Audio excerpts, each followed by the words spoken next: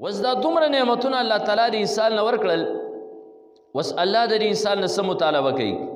الله چې بیا د نعمتونو نه وروسته د انسان نه کله مطالبه کوي نو هغه دا چې انسانه دا نعمتونه به زما د مرضي موافق استعمالوي دا ور هغه ذات موافق استعمالوي د هغه د مرضي موافق چې کوم ذات دا نعمتونه تعالی درکړي دي بستانه چې کوم دی نو همدغه شانتي دغه مطالبه ده نو اکثر انسانان د الله نعمت ته خوشحالیږي عقل ته خوشحالیږي پوهه ته خوشحالیږي هنر ته خوشحالیږي مال اولاد ته خوشحالیږي د دنیا عزت ته خوشحالیږي خو کم معطي ذات چې کوم دی کم چې را ورکړي د هغه نه نفرت کوي نو دا انسان انتهایی ناشکره او دا د الله تعالی چې کوم دی نو سخت باغي انسان دی نو د الله مطالبه دا ده چې کله ما نعمتونه په تا باندې وکړل نه دا نعمتونه به په هغې مصرف کې استعمالوي کم مصرف چې در نه زه غواړم کم ځای چې در نه زه غواړم او هلته کې به استعمالوي د هغې نه خلاف په دا نه استعمالوي ځکه دا نعمتونه که هغه د انسان سره زندګي ده که د انسان سره سترګې دي غوږونه دي لاس او خپې دي یا مال اولاد دی دا ټول چې کوم دی نو د انسان سره د الله یو امانت پراته دي او د امانت مبارک الله قرآن کې وفرمیل ان الله یامرکم ان تؤدوا الامانات الی اهلها الله تاسو سره حکم کوي چې تاسو امانتونه دا خپل اهل ته چې دی نو دا وروسپارئ اوس د دې امانتونو اهل خدای دی ځکه دا نعمتونه تا باندې خدای پاک کړي دي نه دا به غیر اهل طرف ته نه سپارې دا تندې غیر الله ته به نه ښکته کې دا سترګې او دا ژبه به د غیر الله په نوم باندې نه خوځې دا غوږونه چې کوم دی نو په هغې کارونو باندې به هغې باندې به نه مشغوله کې کوم چې الله ستا نه د هغې مطالبه نه یې کړي او ستا نه چې کوم دی نو الله تعالی دا غوښتلی دی د دې مثال به موږ رسې ورکو مثال به طور باندې یو انسان دی یو دکان دی راغه یا یو انسان دی راغه یو کور دی او یو غریب انسان ته وي چې راځه زما پر یې کور کې ژوند تېروه ستا نه څه غواړم را غواړم نه البته زه به څه در کوم زما چې څه روسه کېږي خوراک څښاک به در کوم جامه پیسار به در کوم زما دې کور کې اوسېږه نو اوس به دا انسان پر یې کور کې هغه امور نه کوي هغه کارونه به نه کوي چې دې کې مالک ته دوکي اوس که چېرته کې د انسان دغه کور کې د خپل مالک دشمن د ځان سره آباد که کم چې د مالک دشمن دی نه بیا هر سړی پرې باندې پورې چې دی مالک باندې به څه تېرېږي او دی بیا دا غریب نشي برداشت کولی دی بیا چې کوم دی دا غریب پرې کور کې نه پرېږدي همدغه شان ستا د جسم دا ډانچه دا الله د خپل قدرت په لاسونو تیاره کړې ده ستا د جسم صانع چې کوم دی ستا د جسم معمار چې دی نو دا الله تعالی دی الله آدم علیه السلام د خپل قدرت په لاسونو باندې تیار که او نور اولاد د آدم علیه السلام الله په واسطه د آدم علیه السلام پیدا کړل نو چې ستا د جسم معمار الله دی ستا د جسم خالق الله دی صانع هغه دی نو بیا که دغه جسم ته راولې او د الله په خلاف باندې ته استعمال کې دا تندی چې ته بوتانو ته ښکته کې یا چېرته کې بل چا ته ښکته کې بیا را سترګې چې کوم دی نو د خدای په خلاف باندې تا استعمال کړې غوږونه دې په هغه کارونو باندې مشغوله کړل کم چې الله نه غواړي زړه دې په هغه سوچ باندې مشغوله که دماغ دې په هغه سوچ باندې مشغوله کړل چې الله یې نه غواړي لاس و خپې دې په هغه کارونو باندې اخته کړي چې کم د الله هغه مرضي نه ده بلکې د الله ناپسندیده او ناخوښه کارونه دي نه بیا ته وګوره چې د یو کور مالک ستا نه دغه نشو برداشت کولی نه بیا وایي چې کوم دی نو ستا نه الله تعالی را څنګه برداشت کوي نو دا انسان له الله نعمتونه ورکړي د سر نه خپو پورې دی د الله تعالی د نعمتونو هغه مجموعه ده خو دا خبر هم ذهن کې یاره ساتل پکار دي چې دا نعمتونه خدای درکړي دا د دې لپاره چې زما د مرضي موافق استعمال کړي او ځان له په آخرت له کمایي وکړي مثال به زری سي ورکم یو انسان دی یو غریب له موټر ورکړي او گاډی ورکړي چې دا گاډی والا او خپلو بچو له پرې باندې څه ګټه راګټه دی لاړ شي دا گاډی خو یا د مالک خلاف استعمالوي او یا د سراړو استعمالي نه په ځای باندې داسې یخو دی خامخا به خلک وایي چې لږه درکړی د دې لپاره کیدای شي سبا یې درنه والي بله ورځ یې درنه والي عمده نعمتونه چې خدای پاک درکړي دا د ژبې ګویایي درکړې دا د سترګو چې کوم دی نظر یې درکړې دا د غوږونو سماعت یې درکړې دا د لاس او د خپو او د زړه د تمام جسم کار چې درکړې په کار چې لګولی دی دا یې دې لپاره لګولی چې پرې باندې ما رضا کا اخرت له بې ځان له څه کمای وکړه ورنه دا وګورې همیشه دپاره نه وي همیشه دپاره به دا نه وي دا الله تعالی د انسان نه چې کوم دی نو دا اخلي او بیا چې کله یې الله تعالی واخلي نو دا انسان که بیا غواړي چې دا سترګې په صحیح ځای کې استعمال کم غوږونه صحیح ځای کې استعمال کم، لاس او خپې چې کوم دی نو په صحیح ځای کې استعمال کم. د دې مثال به موږ داسې ورکړو. الله دې انسان له دا نعمتونه ولې ورکړي دي؟ ځکه د دې انسان لپاره دوه ځایونه دي. ګورئ، یو ځای د دې انسان لپاره دا دنیا ده، او یو ځای چې دی نو آخرت دی چې هغه اصل ځای دی د دې انسان لپاره. بیا الله په دې انسان باندې بلا نعمتونه کړي دي، ځکه چې د دې ځای د نعمتونو نه د آخرت نعمتونه ډېر زیات دي. ګورئ ښه، هغه نعمتونه نه یو سترګې لیدلي، هغه نعمتونه نه یو غوږ اورېدلي، او نه د هغې د انسان په زړه کې تصور او سوچ راغلی دی. خو بیا الله تعالی لږونته نعمتونه د انسان له دنیا کې ورکړل. دا د څه وجې دپاره؟ یو انسان دی، د دی یو زوی دی، او د پلار دې زوی ته وایي چې یاره تاله کاروبار روانومه، خو اول ګورم تا ازمېمه، د یو 5-6 لاکو روپو کاروبار درله روانومه، نور زما خپل کاروبار ډېر زیات دی، نو زه به پرې کې تا ګورم چې ته را کاروبار په صحیح طریقې سره کې او که په غلط طریقې سره کې. نو زه تا چې کومه که تا په صحیح طریقې سره دا کاروبار چلولی شو، نو بیا چې زما څومره هم بزنس دی، زما څومره هم کارخانې دي، نور کارونه دي، نو دا به بیا ټول ستا په نوم باندې کم، خو زه به دې ګورم. ګورې نو بیا چې کله دا بچې هغه 5-6 لاک روپۍ په صحیح طریقې سره استعمال کړي، نو بیا د پلار چې کوم دی نو مکمل مال په ده پسې ولیږي. خو که چېرته د پلار په دې باندې پوه شو چېرې دی خو دا پیسې غلط استعمال کړي، دی خو په طریقه باندې نه پوهېږي، برباد یې کړي، دی چې کوم دی پرې کې تاوان کوي، نو بیا نور مال په هغه پسې ګورې چرته هم نه لیکي. همدغه شانتې د خدای تعالی نعمتونه دي آخرت کې تیار کړي دي، ګورې جنت کې تیار کړي دي، او داسې نعمتونه چې نه زموږ او ستاسو سترګو لیدلي دي، نه غوږونه اورېدلي دي، نه زموږ سوچ او فکر چې کوم دی نو هغې ته ورسېدی شي. الله د هغې نه مخکې د انسان له دنیا کې څه نعمتونه ورکړل. یاره دا سترګې د نعمت دی، دا ژبه د نعمت دی. بل حیوان ته وګوره که نه، د بل حیوان سره خبرې نه شي کولی، د ده په زړه کې سړي بل حیوان ته یې نه شي واځولی. انسان له چې کوم دی نو خدای دا نعمتونه ورکړل چې انسان ما خو اصل نعمتونه آخرت کې تاله تیار کړي دي، خو زه ګورم چې دا لږ نعمتونه ته زما موافق استعمالوې او که زما مخالف استعمالوې، زما د مرضۍ مطابق استعمالوې او که زما د مرضۍ مخالف استعمالوې. نو کله چې الله تعالی د انسان له نعمتونه ورکړل، نو که دا انسان د الله د مرضۍ موافق استعمال کړي، نو الله ولا هلته کې بیا د جنت نعمتونه مزید ورکړي چې زه تا دا صحیح استعمالوې. او که چېرته الله د مرضۍ مخالف استعمال کړي، نو بیا الله تعالی د انسان نه نعمتونه بالکلیه چې کوم دی نو دا والي. لکه مثال په طور باندې الله د انسان له سترګو نظر ورکړی، او دا انتهایی او لوی نعمت دی، ځکه د دې نعمت پته هغه چاته لګي چې د چا د سترګو نظر نه الله ترې اخیستی. نو دغه کس چې کوم دی نو هغه ته بیا دا قدر معلومي. وس الله دا نعمت درکړی دنیا کې دې پې ازمي. که چېرته یو انسان دا سترګې په صحیح ځای کې استعمال کړي، پرې د الله کلام ګوري، پرې د الله تعالی نعمتونه او د الله قدرتونه چې دی په خپل بدن کې، اسمان کې او ځمکه کې چاپېره ګوري، د الله عظمت چې کوم دی نو ذهن ته راولي، د الله بړایي او لوی ذهن ته راولي. نو کم یو انسان چې نظر صحیح استعمال کا، نو ما درله مثال درکه چې پلار بیا زوی ته وایي ټول مال ستا په نوم باندې لیکم، ځکه ته به کار باندې پوهېږې صحیح استعمالې، او که صحیح نه استعمالې هغه شته تی بیا والي، خو نور مال په هغه پسې نه لیکوئ، دی بربادوي، پالتوی خرابوي. همدغه شانتې سترګې تا صحیح استعمال کړې، الله بیا د دې سترګو نه تیز سترګې د قیامت په ورځ درکوي. ګورې نن موږ ګورې الله لیدلی نه دی،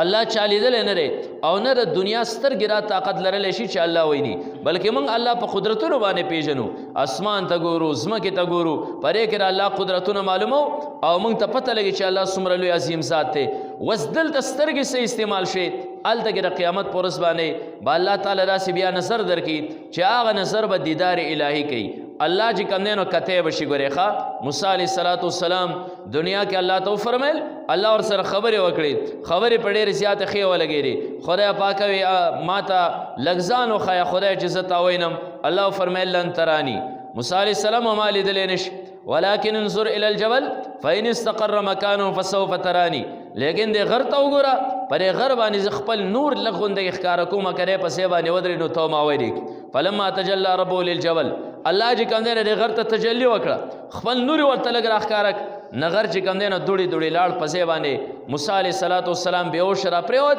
نو د دنیا سترګې دا الله نشي لیدلی. وس که د دنیا سترګې تا صحیح استعمال کړې، د الله د مرضۍ موافق دې استعمال کړې، نو قیامت په ورځ باندې الله مزید نظر ستا دومره تیز کړي چې بیا پرې الله دیدار چې کوم دی نو دا ته کولی شي. او کم یو انسان چې سترګې غلط استعمال کړي، الله خو ګوري داسې نعمتونه یې درکړي تا چې کوي چېرې دی دا زماره مرضی موافق استعمالی او که مخالف استعمالی کسترګې د الله د مرضی موافق استعمالی نکړي نو بیا الله راشته نظرون د انسان نوالی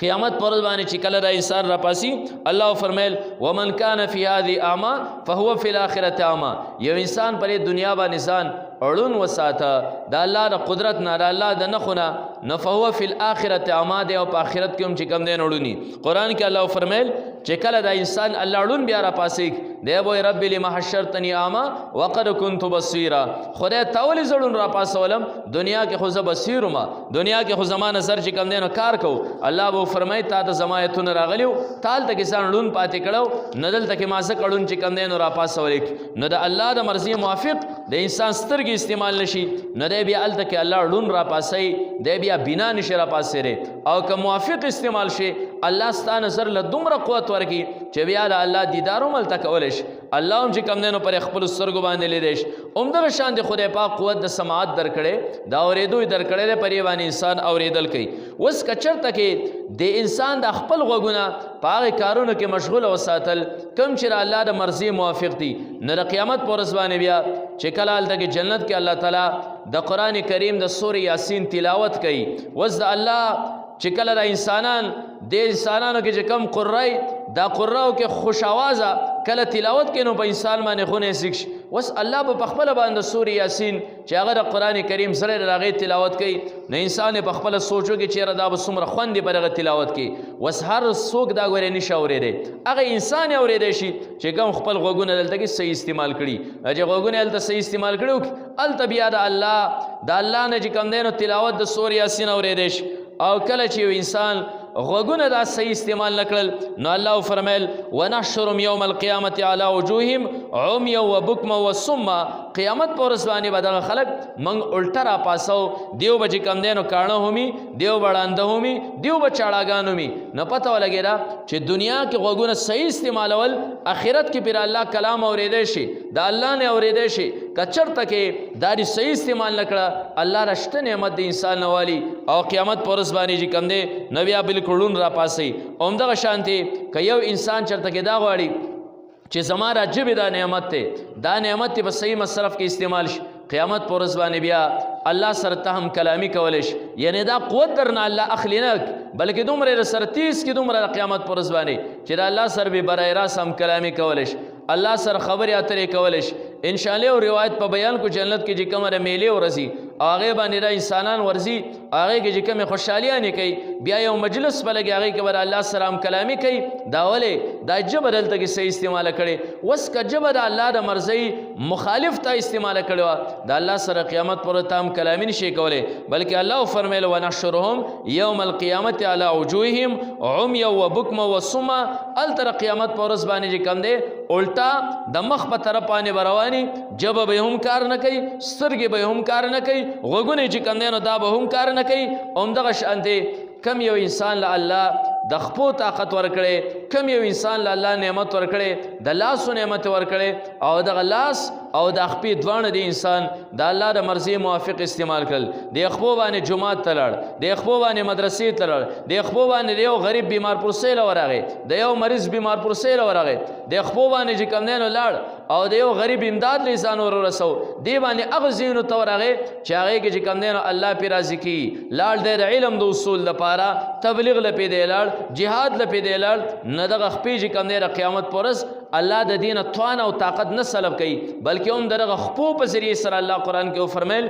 وسیق الذين اتقوا ربهم الى الجنه زمرا متقیان به الله چې کوم نه ډلې ډلې دا جنت تور شړي جنت ته وي بیا هم پر خپو باندې او بیا ته جنت ته تکي او کچرته کې دا خپيري د الله د مرزي مخالف استعمال کړي هغه زین کې ته استعماله سینما ته په ورزي قتلګاه ته په ورزي او دی باندې تغلال ورزي دی باندې هغه زین باندې تورزي چې هغه د الله د مرزي مخالف دي نو الله بیا د قیامت پرز دری انسان د خپو نه بیا ګرځیرو طاقت والی بلکې را انسان د خپو نه چې الله د ګرځیرو طاقت والی دا انسان خو میدان محشر ته ورزي دا انسان خو چې کم دینو پولیس صراط باندې ورزي قدم ورزي دی چې کم دینو جهنم ته وزي دی بیا تک څنګه کوي چې خدای تر خپو را طاقت والی نو الله فرمایل ونحشرهم یوم القیامت علی وجوههم قیامت پرز باندې چې ردیو حشر منګه کو دیو بر سر په طرف باندې رواني د مخ په طرف باندې رواني دیو په په خپو باندې چې کم دی نو دا نځي وستا ذهن ته به یو اشکار راځي چېرې دا څنګه کېدی شي انسان به په سر باندې څنګه دی